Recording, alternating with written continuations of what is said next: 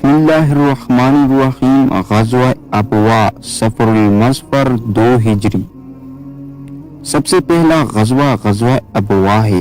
روزۃ الاحباب میں ہے کہ یہ غزوہ دوسرے سال کے اول میں یا پہلے سال کے آخر میں واقع ہوا، کیونکہ حضور اکرم صلی اللہ علیہ وسلم نے حضرت سعد بن عبادہ رضی اللہ عنہ کو مدینہ منورہ میں خلیفہ بنایا اور خود صحابہ کرام کی جماعت کے ساتھ بنی ضمیر کے قافلے پر، جو قریش کا ایک قبیلہ ہے، طاقت کرنے کی قصد سے باہر تشریف لائے، اور حامل لوا یعنی جھنڈا اٹھانے والے حضرت حمزہ بن عبد المطلب رضی اللہ عنہ تھے۔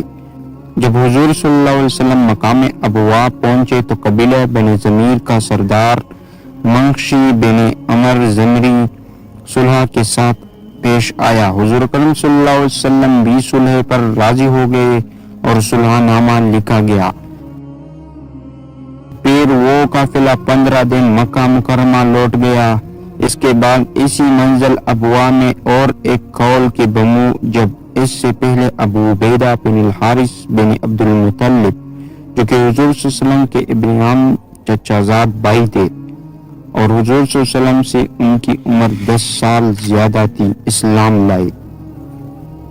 تو یہ تھی غزوہ ابوا۔ اگر آپ لوگوں نے ابھی تک میرے چینل کو سبسکرائب نہیں کیا تو کرو سبسکرائب اور بیل کا بٹن ضرور دبائے۔